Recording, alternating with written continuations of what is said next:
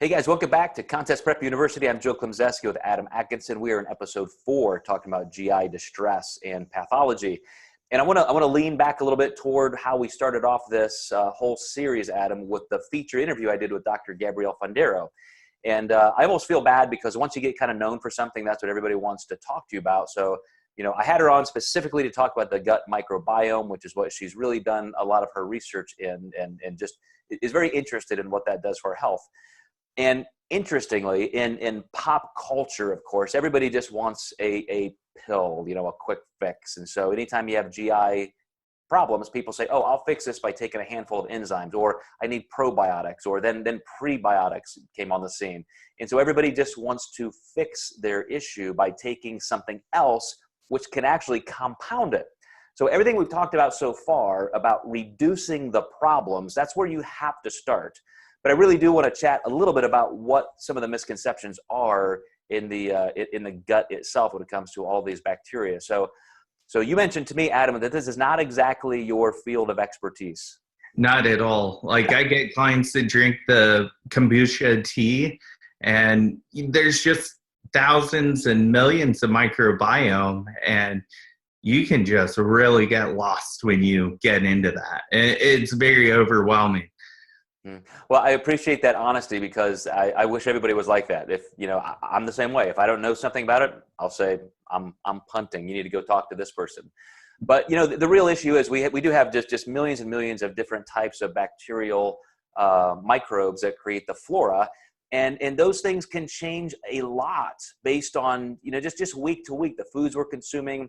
Everything we consume is basically a prebiotic. It's going to feed the bacteria in there. And so whatever you're consuming that feeds one strain, you know, maybe starving another, you may have a cold and you take an antibiotic, or you may have a bout of, you know, GI distress like diarrhea, and that kind of flushes you out.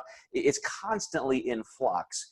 And you can't just keep pumping things in there like probiotics. They often cause problems because you're creating more of an unnatural balance. So I really want to get people out of the mindset that you must go take something else and fix it. Let's start by eliminating the things that are causing the problems. And then, you know, I've really found that something like a good probiotic, which is literally replenishing some of the bacteria, particularly the good strains, a lot of times the doses that are recommended are just too high.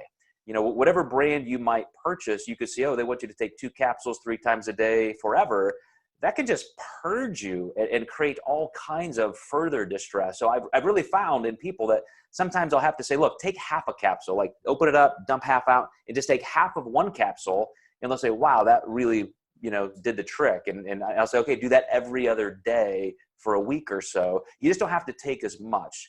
And the whole prebiotic thing, I think is, I don't want to say it's a joke, but like I said, it's just literally carbohydrates. It's just different levels, different types of carbohydrates to, you know, feed the bacteria that are there. I'd kind of rather just do that with the food I'm consuming. You don't need to take an expensive capsule of different types of carb strains for that. But I think there are also things that people can do, Adam, like, you know, good fats. We've talked about fiber, we've talked about starch and things like that, but sometimes, you know, a little extra oil, a little olive oil on a salad, or flaxseed oil in your oatmeal or protein shake creates kind of a demulcent or emollient, you know, in the bolus formation that is just easier to pass. And so, you know, that's one of the ways you can, you know, help yourself get rid of constipation.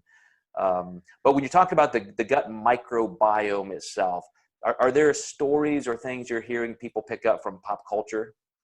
Yeah, I'm seeing testing kits for it too, and I'm not sure how accurate they are because all of them say that they're not evaluated by the Food and Drug Administration. And that's where kind of my problem with it has always been that, again, like we want to talk big picture, just kind of like you said, with protein, carbs, and fats and fixing the big things.